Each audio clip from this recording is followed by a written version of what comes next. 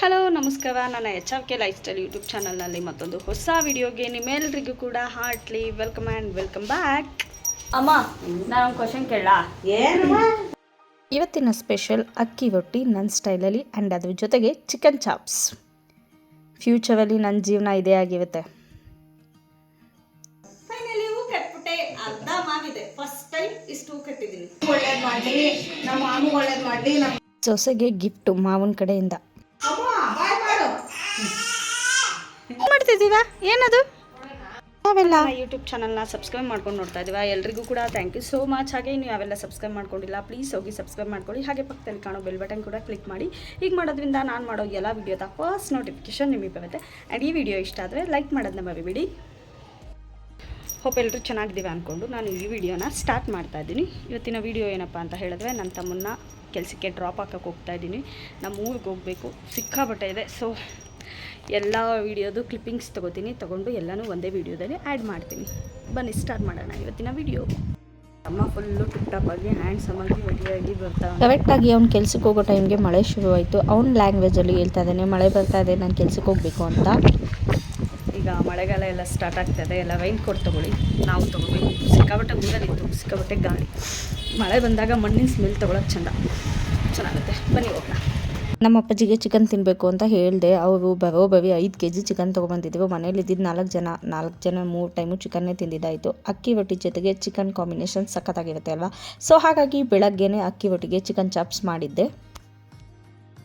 ಇನ್ನೊಂದೇನಪ್ಪ ಅಂತ ಹೇಳಿದ್ರೆ, ಚಿಕನ್ ಚಾಪ್ಸ್ನ ವಿತೌಟ್ ಖಾರ ರುಬ್ಬಿ ಮಾಡಿದ್ದೀನಿ. ಅಂತ ಅಂದರೆ ಕರೆಂಟ್ ಇರಲಿಲ್ಲ, ಹಾಗಾಗಿ ಲೈಟಾಗಿ ಮಸಾಲ ಎಲ್ಲ ಹಾಕ್ಬಿಟ್ಟು ಚಿಕನ್ ಚಾಪ್ಸ್ ಮಾಡಿದ್ದೆ. ಚಿಕನ್ ತಿನ್ನಬೇಕು ಅಂತ ಹೇಳಿದ್ದೆ. ನಮ್ಮ ಅಪ್ಪಾಜಿ ಜಾಸ್ತಿ ತಂದಿದ್ವಲ್ಲ, ಹಾಗಾಗಿ ಬೆಳಗ್ಗೆ ಮಧ್ಯಾಹ್ನ ಸಂಜೆ ಅಂತ ಹೇಳಿ 3 ಟೈಮು ಚಿಕನ್ನೇ ತಿಂದಿದ್ದಾಯಿತು. ನಾನು ಅಪರೂಪಕ್ಕೆ ಇವತ್ತು ಹಾಲು ಕವಿತಾ ಇದ್ದೆ. ಅಪ್ಪಾಜಿ ಅಮ್ಮ ಏನು ನನ್ನ ಹಾಲು ಕವಿಯೋದಿಲ್ಲ, ಏನಾದರೂ ಅಪರೂಪಕ್ಕೆ ಕವಿತಾವೆ. ಬಟ್ ಇವತ್ತು ನಾನೇ ಹೋಗಿದ್ದೆ ಹಾಲು ಕವಿಯೋಣ ಅಂತ ಹೇಳಿಬಿಟ್ಟು. ನಮ್ಮ ಮನೆಯವರೆಲ್ಲ ಕೂತ್ಕೊಂಡು ವೀಡಿಯೋ ಮಾಡ್ತಾಯಿದ್ರು. ಹಾಲು ಕವಿಯೋದು ಏನು ತುಂಬ ಈಸಿ ವಿಷಯ ಅಲ್ಲ. ಆದಷ್ಟು ಬೇಗ ಒಂದು ಹಾಲು ಕವಿಯೋ ಮಿಷಿನ್ ತೊಗೊಂಡೋಗ್ಬೇಕು. ಪಾಪ ಅಪ್ಪಾಜಿ ಅಮ್ಮಗೆ ಎಷ್ಟು ಕೈ ನೋಯುತ್ತೋ. ಅಪರೂಪಕ್ಕೆ ನಾನು ಹಾಲು ಕವಿದಿದ್ದಕ್ಕೆ ಸ್ವಲ್ಪ ಕೈ ನೋವ್ದಂಗೆ ಆಯಿತು. ಬಟ್ ಅವರು ಡೈಲಿ ಪ್ರಾಕ್ಟೀಸ್ ಆಗಿರುತ್ತೆ, ಆದರೂ ಏಜ್ ಆಗಿದೆ ಅಲ್ವಾ, ಹಾಗಾಗಿ ಆಲ್ಮೋಸ್ಟ್ ಎಲ್ಲ ಕೆಲಸನೂ ಮಾಡ್ತಾಯಿದ್ದೆ. ಬಟ್ ನಾನು ಲೈಫಲ್ಲಿ ಬರೋಲ್ಲ, ಆಗೋದಿಲ್ಲ ಅಂತ ಅಂದ್ಕೊಂಡಿದ್ದು ಹೂ ಕಟ್ಟೋದು ಮಾತ್ರ. ಒಂದು ಸ್ವಲ್ಪ ದೂರ ಕಟ್ಟಿದ ತಕ್ಷಣ ಡೊಂಕ ಬಂಕ ಆಗಿಬಿಡೋದು.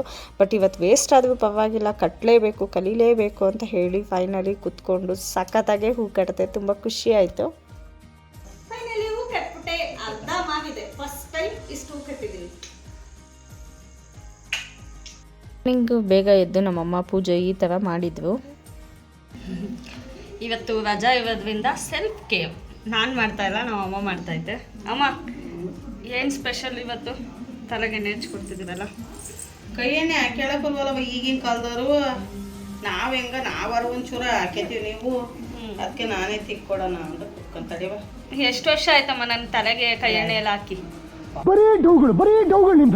ಬರೇನೆ ಆಗ್ತಾ ಇರ್ತಿ. ಯಾವಾಗ್ಲೂ ತಲೆಯಲ್ಲಿ ಎಣ್ಣೆ ಇರ್ಬೇಕು ನಿಂಗೆ. ಕೈ ಎಣ್ಣೆ 2 ವರ್ಷ ಆಯ್ತು. ದಾಸರು ಕೊಪ್ಪಳು ಅಷ್ಟೇನಾ? ದಾಸರು ಕೊಪ್ಪಳು ಮಂದಿದ್ದು ತಿಕ್ಕೊಡ್ತದೆ. ಹೌದಾ? ನೆನಪೇ ಇಲ್ಲ ನನಗೆ. ನಂಗೆ ಕೈ ಎಣ್ಣೆ ಹಾಕಿದ್ರೆ ಹೆಂಗೆ ಗೊತ್ತಾ, ಅದು ಒಂಥರ ಅಂಟಂಟಿತ್ತಲ್ಲ, ಅದು ತಿಕ್ಕೊಳಕ್ಕಾಗಲ್ಲ. ಕೂದಲು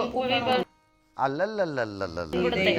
ಹಂಗಾಗಿ ಆಲ್ಮೋಸ್ಟ್ 2 ವರ್ಷ ಆಯಿತು ನಾನು ಕೈ ಎಣ್ಣೆ ಹಾಕಿ. ನಮ್ಮಮ್ಮ ಇವತ್ತು ಬಾಡಿಗೆ ತಂಪು ಕೈ ಎಣ್ಣೆ ಹಾಕ್ಕೊಡ್ತೀನಿ ಅಂತ ಕೈ ಎಣ್ಣೆ ಹಾಕ್ತೈತೆ. ನನ್ನ ಮಗಳಿಗೂ ಹಾಕಮ್ಮ. ಅಮ್ಮ, ನೀನು ನಮ್ಮಮ್ಮ, ನಾನು ಇವರಮ್ಮ. ನಿಮ್ಮಮ್ಮ ಇದ್ದಿರು ಚೆನ್ನಾಗಿವೆ ಅದಲ್ವಾ? ನಮ್ಮಮ್ಮ ಇದ್ದು ಅವ್ರಮ್ಮ ಇದ್ದಿದ್ರೆ ಬಾವಿ ಹಿಂದೆ ಹೋಗ್ಬಿಟ್ರಿ. ನಮ್ಮಮ್ಮ ಅಂತೂ ಸಿಕ್ಕಿದ್ದೆ ಚಾನ್ಸು ಅಂತ ಹೇಳ್ಬಿಟ್ಟು ಚೆನ್ನಾಗಿ ಉಜ್ಜಾಕ್ಬಿಡ್ತು ಕೈ ಎಣ್ಣೆ. ಯಾವ ಲೆವೆಲ್ಗೆ ಅಂದರೆ ನತ್ತಿ ಮೇಲೆಲ್ಲ ಕೈ ಎಣ್ಣೆ ಹರಿತಾ ಇತ್ತು, ಆ ಲೆವೆಲ್ಗೆ.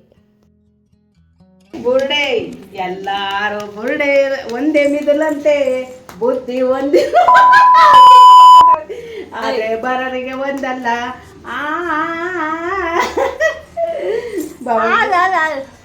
ಬರಬ ಅಮ್ಮ, ಅಮ್ಮ ಸಿಕ್ಕಿದ್ದೆ ಚಾನ್ಸು ಅಂತ ಹೇಳಿ ಚೆನ್ನಾಗಿ ಮಸಾಜ್ ಮಾಡ್ತೀವಿ. ಕೆಳದು ಪಾವ್ದು ತಟ್ಟಿ. ಇನ್ನು 2 ವರ್ಷ ಆಗುತ್ತಾ 3 ವರ್ಷ ಆಗುತ್ತೋ ಹಚ್ಕೊಳ್ಳೋದು. ಅಮ್ಮ, ನಾನೊಂದು ಕ್ವಶನ್ ಕೇಳ. ಏನು ಮತ್ತೆ ನಾನು ಬ್ಯೂಟಿ ಪಾರ್ಲರ್ಗೆ ಹೋಗಿ ಎಷ್ಟು ವರ್ಷ ಆಯಿತು. ನಾನು ಯಾವಾಗಲೂ ಬ್ಯೂಟಿ ಪಾರ್ಲರ್ ಅಂದರೆ ಐಬ್ರೋ ಫೇಶಿಯಲ್ಲು, ಅದು ಇದು ಏರ್ ಕಟ್ಟು ಅಂತ ಏನಾದರೂ ಬ್ಯೂಟಿ ಪಾರ್ಲರ್ಗೆ ಹೋಗೋದು ನೋಡಿದೀವಾ? ಮದುವೆಯಲ್ಲಿ ಅದು ಪಾರ್ಲರ್ ಕಾಸಿ ಮೇಕಪ್ ಮಾಡಿಸಿದ್ಬಿಟ್ರೆ ನೀನು ಮದುವೆಲ್ಲೂ ಕೂಡ ಎಲ್ಲರೂ ಬ್ಲೀಚಿಂಗು ಫೇಶಿಯಲ್ಲು ಮಾಡಿಸ್ಕೊಳ್ಳಲ್ಲ. ಆಲ್ಮೋಸ್ಟ್ 3 ವರ್ಷ ಆಗೋಯ್ತು ನಾನು ಪಾರ್ಲರ್ ಅಂತೆಲ್ಲ ಹೋಗಿ. ಪಾರ್ಲರ್ಗೆ ಹೋಗೋದು ಮೊದಲು ಐಬ್ರೋ ಮಾಡ್ಸೋಕ್ಕೆ ಅಂತ ಹೇಳ್ಬಿಟ್ಟು ಅವಾಗ ಚಿಕ್ಕ ವಯಸ್ಸಲ್ಲಿ ಹೋಗ್ತಾ ಇದ್ದೆ. ಚಿಕ್ಕ ವಯಸ್ಸು ಅಂದರೆ ಆಲ್ಮೋಸ್ಟ್ ನನಗೊಂದು 12 ವರ್ಷ 13 ವರ್ಷ ಇದ್ದಾಗ ಅಮ್ಮನ ಜೊತೆ ಹೋಗೋದಂತವೇ ಖುಷಿ. ಅವರು ಒಳಗಡೆ ಕೂತ್ಕೊಂಡಾಗ ನಂಗೊಂದು 5 ರೂಪಾಯಿ 10 ರೂಪಾಯಿ ಕೊಟ್ಬಿಡೋರು. ಚಾಕ್ಲೇಟ್ ತಿನ್ಕೊಂಡು ಅಲ್ಲೇ ಓಡಾಡ್ಕೊಂಡು ಇರ್ತಾ ಇದ್ದೆ. ಅದೇ ಲಾಸ್ಟ್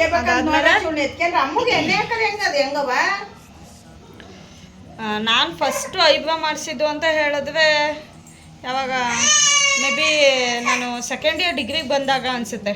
ಅಲ್ಲಿವರೆಗೂ ನಾನು ಐಬ್ರೋನೇ ಮಾಡಿಸಿರ್ಲಿಲ್ಲ. ಅದಾದಮೇಲೂ ಅಷ್ಟೇ ಐಬ್ರೋ ಅಂತ ಎಲ್ಲ ನಾನು ಹೋಗೋದೇ ಇಲ್ಲ ಪಾರ್ಲರ್ಗೆ. ನನ್ನ ಹಸ್ಬೆಂಡ್ಗೆ ದುಡ್ಡು ಅಂತವ ಸೇವ್ ಆದಂಗೆ ಯಾವುದೇ ಫಂಕ್ಷನ್ ಆಗಲಿ ಏನೇ ಆಗಲಿ ಐಬ್ರೋಸು ಏರ್ ಕಟ್ಟು ಫೇಶಿಯಲ್ಲು ಬ್ಲೀಚಿಂಗು ಅದೇನೂ ಮಾಡಲ್ಲ. ಒಂದು ಏನಾದರೂ ಹೋದ್ರೆ ಕಮ್ಮಿ ಅಂತ ಹೇಳಿದ್ರು ಈಗೆಲ್ಲ ಸ್ಪಾ ಸಲೂನ್ಗಳು ಓಪನ್ ಆಗಿದೆಯಲ್ಲ, 1,500-2,000 ರೂಪಾಯಿ ಬಿಲ್ ಆಗುತ್ತೆ. ಬಟ್ ನನಗೆ ಆಸೆ ಇರೋದು ಒಂದು ಪೆಡಿಕ್ಯೂರ್ ಮೆನಿಕ್ಯೂರ್ ಮಾಡಿಸ್ಕೋಬೇಕು ಅಂತ. ನೋಡೋಣ ಅದು ಯಾವಾಗ ಟೈಮ್ ಆಗುತ್ತೆ ನೋಡಬೇಕು. ನಮ್ಮಮ್ಮ ನಾನು ಇಬ್ಬರು ಮಾಡಿಸ್ಕೋಬೇಕು ಅಂತ ಅಂದ್ಕೊಂಡಿದ್ವಿ.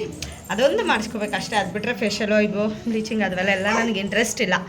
ಸಾಕು ಒರಿಜಿನಲ್ ಏನು ಕೊಟ್ಟಿದ್ದಾರೆ ಇದನ್ನೇ ನೀಟಾಗಿ ಕಾಪಾಡ್ಕೊಂಡು ಬಂದರೆ ಅಷ್ಟೇ. ನನ್ನ ತಮ್ಮ ರಾತ್ರಿ ಬಂದಿದ್ದು ಲೇಟ್ ಅಲ್ವಾ, ಒಂದು 11:30ಗೆಲ್ಲ ಬರ್ತಾನೆ. ಸೊಸೆಗೋಸ್ಕರ ಗಿಫ್ಟ್ ತೊಗೊಂಬಂದಿದ್ದಂತೆ, ಅದನ್ನು ಕೊಡ್ತೀನಿ ಅಂತ ಹೇಳಿ ಬ್ಯಾಗೆಲ್ಲ ಇಟ್ಕೊಂಡು ಮತ್ತೆ ಡ್ಯೂಟಿಗೆ ಹೋಗ್ತಾ ಇದ್ದ. ಅದಾದ್ಮೇಲೆ ನೆನಪಿಸ್ಕೊಂಡು ಕೊಡ್ತೀನಿ ಅಂತ ಬಂದ. ನನ್ನ ಮಗಳು ಕೂಡ ನೋಡಿದ ತಕ್ಷಣ ತುಂಬ ಖುಷಿಯಾದ್ಲು. 2 ಕೈಯಲ್ಲೂ ಹೋಗಿ ಹಿಡ್ಕೊಂಡು ಆಟ ಆಡ್ತಾ ಇದ್ಲು. ಅದು ಏನು ಅಂತ ಗೊತ್ತಿಲ್ಲ ಅಂತ ಅಂದ್ರೂ ಪ್ರೀತಿಯಿಂದ ಮಾಮ ಕೊಟ್ಟಿದ್ದಲ್ವ, ಅವಳಿಗಂತೂ ಸಿಕ್ಕಾಪಟ್ಟೆ ಖುಷಿ ಆಯಿತು. ಮುತ್ಕೊಡು ಅಂತ ಕೇಳ್ತಾ ಇದ್ದ.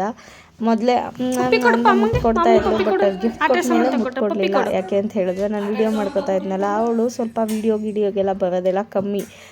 ಮೊಬೈಲ್ ಇಟ್ಕೊಂಡು ಹೋಗ್ಬಿಟ್ರೆ ಸ್ವಲ್ಪ ಫುಲ್ಲು ಡಲ್ ಆಗಿಬಿಡ್ತವೆ. ಗೊತ್ತಿಲ್ಲದಂಗೆ ವಿಡಿಯೋ ಮಾಡ್ಕೋಬೇಕು ಅಷ್ಟೇ.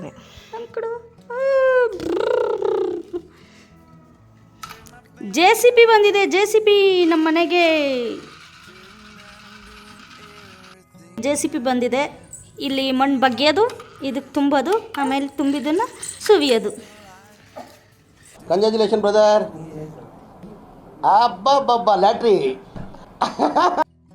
ನಮ್ಮ ಅಜ್ಜಿಗೆ ಒಳ್ಳೇದು ಮಾಡಲಿ, ನಮ್ಮ ಮಾಮಿಗೆ ಒಳ್ಳೇದು ಮಾಡಲಿ, ನಮ್ಮ ರಕ್ಷಿತಾ ಅಮ್ಮಗೆ ಒಳ್ಳೇದು ಮಾಡಲಿ, ನಮ್ಮ ಮೂವಿಗೆ ಒಳ್ಳೇದು ಮಾಡಲಿ, ಮತ್ತು ನನ್ನ ಮಗಳು ಫ್ಯಾಮಿಲಿಗೆ ಒಳ್ಳೇದು ಮಾಡಲಿ, ಎಲ್ಲರಿಗೂ ನನ್ನ ಅಳಿಯಂಗೆ ಎಲ್ಲರಿಗೂ ಒಳ್ಳೇದು ಮಾಡಲಪ್ಪ. ಭಗವಂತ ಸಿರಿ ಸಂಪತ್ತು, ಹಣ, ಐಶ್ವರ್ಯ, ಅಂತಸ್ತು, ಶ್ರೀಮಂತಿಕೆ ಎಲ್ಲ ಕೊಟ್ಟು ಕಾಪಾಡಲಿ ಕಣೋ. ನನ್ನ ಮಗಳು ಯಾವಾಗಲೂ ನಗ್ನಗ್ತಾ ಇರಲಿ.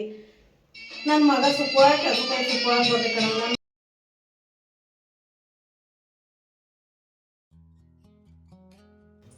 ಮಾಮಿ ಮಾಡು ಮಗನೇ, ಮಾಮಿ ಮಾಡು. ನನ್ನ ಮಗ ನನಗೆ ದೇವರು ಅಂದ್ರೆ ಭಾರಿ ದೃಷ್ಟಿ ಕಣೆ ಮಗ. ಮಾಮಿ ಮಾಡುವ ಬಾವಿ ದೃಷ್ಟಿ ಅಲ್ಲ, ಬಾವಿ ಭಕ್ತಿ. ಅದೇ ಹಂಗನ ಸಾರಿ ಹಂಗನಕ್ಕೆ ಅಂದು ಬರ ಕೈ ಮುಗಿವಾ ಮಾಮಿ, ಕೈ ಮುಗಿ. ಜೇಜಿ ಮಾಮಿಗೆ ಒಳ್ಳೇದು ಮಾಡಪ್ಪ ಅಂತ ಕೈ ಮುಗಿ ಮಗನೇ. ಒಳ್ಳೇದು ಮಾಡಪ್ಪ, ಎಲ್ಲರಿಗೂ ಒಳ್ಳೇದು ಮಾಡಪ್ಪ.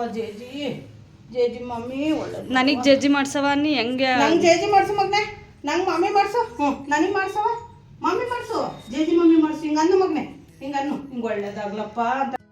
ಯಪ್ಪ ಸುಟ್ಟ, ಅಪ್ಪ ಸುಟ್ಟ ಸುಟ್ಟ ಸುಟ್ಟ ಸುಟ್ಟ ಸುಟ್ಟ ಸುಟ್ಟ. ನನ್ನ ಮಗಳನ್ನ ನಾನು ಕೊಲ್ಲಿಗೆ ಮನೆಗೆ ಕರ್ಕೊಂಡು ಹೋಗಿದ್ದೆ. ಅಲ್ಲಿ ಅವ್ರ ಮನೇಲೂ ಕೂಡ 3 ಜನ ಮಕ್ಕಳಿದ್ದಿದ್ದರಿಂದ ಮನೆ ತುಂಬ ಟಾಯ್ಸ್ ಇದ್ದು. ಅದನ್ನು ನೋಡಿ ನನ್ನ ಮಗಳಂತೂ ಸಿಕ್ಕಾಪಟ್ಟೆ ಖುಷಿ ಆದ್ಲು. ಅವಳು ಖುಷಿ ನೋಡಿ ನನಗಂತೂ ತುಂಬಾ ಖುಷಿಯಾಗೋಯ್ತು. ನನ್ನ ತಮ್ಮ ಕೆಲ್ಸಕ್ಕೆ ಹೋಗ್ತೀನಿ ಅಂತ ರೆಡಿಯಾಗಿ ಹೋಗ್ತಾ ಇದ್ವಿ. ನನ್ನ ಮಗಳು ಬಿಡ್ತಾ ಇಲ್ಲ, ಅಳ್ತಾ ಇದ್ದಾಳೆ, ಎತ್ಕೋ ಅಂತ ಹೇಳಿಬಿಟ್ಟು. ಸೊ ನಾನು ಕೆಲ್ಸಕ್ಕೆ ಹೋಗ್ಬೇಕಾದ್ರೂ ಕೂಡ ಹಾಗೆ ಅಳ್ತಿರ್ತಾಳೆ. ಆ್ಯಂಡ್ ನಾನು ವಾಪಸ್ ಬಂದಮೇಲೆ ಬಂದು ತಪ್ಕೋತಾಳೆ. ಅದು ಒಂಥರ ಖುಷಿ ಕೊಡುತ್ತೆ ಮನಸ್ಸಿಗೆ. ಎಷ್ಟೇ ಬೇಜಾರು ನೋವು ಇದು ಮಕ್ಕಳು ಮುಖ ನೋಡಿದರೆ ಎಲ್ಲ ಕಮ್ಮಿ ಆಗುತ್ತೆ ಅಂತ ಹೇಳ್ತವೆ. ಅದು ನಿಜವಾಗ್ಲೂ ನಿಜ ಅನ್ನಿಸ್ತು ನನಗಂತೂ.